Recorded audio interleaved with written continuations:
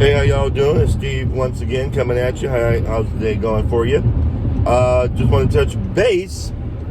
There's been some amazing news that's taken place in the last few days, and like I said, I'm finally getting my voice back and all that from being sick last week. And I actually don't usually watch a whole lot of television, but since the Super Bowl's over and there's really nothing else to watch, I end up watching the news. And as I'm sure you all know, for those of you who don't live under a rock or are hermits and don't have television or radio or a cell phone that gets news, President Trump was acquitted in the Senate on the impeachment charges. And that was on Wednesday. And then yesterday, he had what was supposed to be a press conference, I guess, in the East Room of the White House. And it turned out to not be a press conference. And he said, this isn't going to be a press conference, it's going to be a celebration. There's all kinds of people in that room. He walked in there, held up a paper that said, Trump acquitted. Huge applause. So it was a lot of the lawmakers, his legal team that helped with the impeachment, helped him get acquitted. And he just went in. Well, let me back up now. First, he went to the National Prayer Breakfast that morning. And he did his best. He's Trump, he did his best to just maintain his composure. But he basically said, I don't appreciate people who use religion as an excuse to do what they know is wrong. And I also don't appreciate people saying, I pray for you, when they know that's not so. So basically he was going in on Mitt Romney, who was the only Republican to vote to convict on one of the two articles. He's the only Republican to do that. Utah, I don't know. That's on y'all. You're going to have to deal with that. I guess he figures in the next 4 years, because he's not up for re-election for 4 more years, that he can kind of make up for it. But I think he's a one-termer, personally.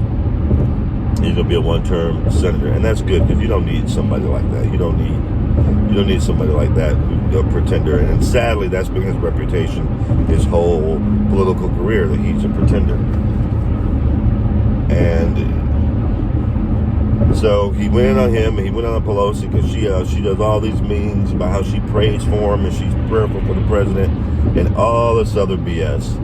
And it turns out he said, look, I don't appreciate that. I don't like people who say that they pray for me. And it turns out that is definitely not so. There's some serious, more so than I've ever seen in politics. And I used to watch a lot of politics, but more than I've ever seen literally with any other president and Speaker of the House. There's some serious contempt between those two.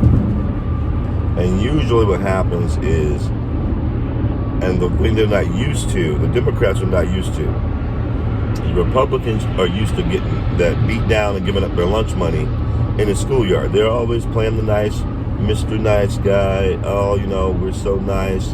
And the Democrats do these terrible things. But, it's okay. Now that fight's over, let's just move on.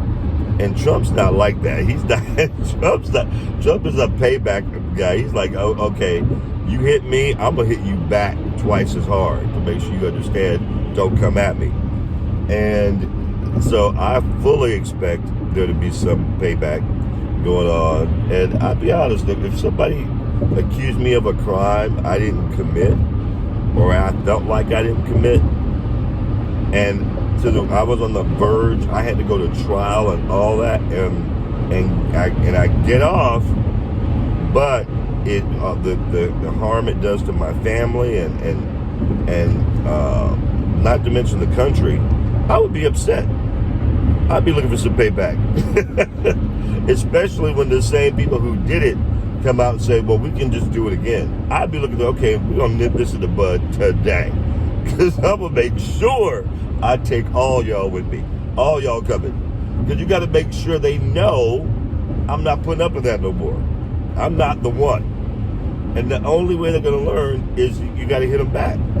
So I'm not mad at him. I thought it was funny. Because he got up there and he said, first this whole thing started over 3 years ago with Russia. And it was all, and I quote, bullshit. Oh my gosh, that was funny. I was like, wow, that dude is hot. But, so he's acquitted now. Hopefully, my personal hope is that we as a country can move on. I would personally prefer to see that because there's been enough of this fighting. For the past 3.5 years, one side has been fighting the guy in the White House. They just cannot accept that he's the president, and I get it.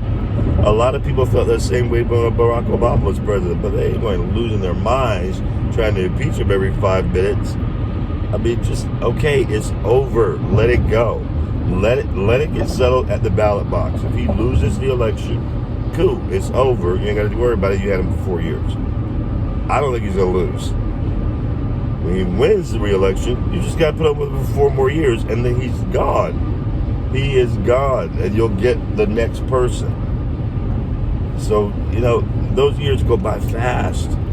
It's hard to believe it's been almost 4 years since Trump got elected the first time. Time is flying. Just let it go. Do your job for the people that sent you there to do your job. And so I just, I don't know if you guys saw it. If you didn't, you got to go check it out. It is hysterical. I'm happy that the acquittal took place. I'm happy that we can hopefully finally move on past all this stuff. I would love to see us actually start getting some things done for the country and not for our individual parties or whatever. And with that, guys, I'm going to put out a couple of more videos, maybe a little bit later. It was on my heart because I just saw it was what I saw most recently. But I'll be talking to you again real soon. Hope y'all having a great day. I have some few things to say about cultural or entertainment events that have taken place as well recently. With that, take care. I look forward to talking to you again soon. Bye-bye.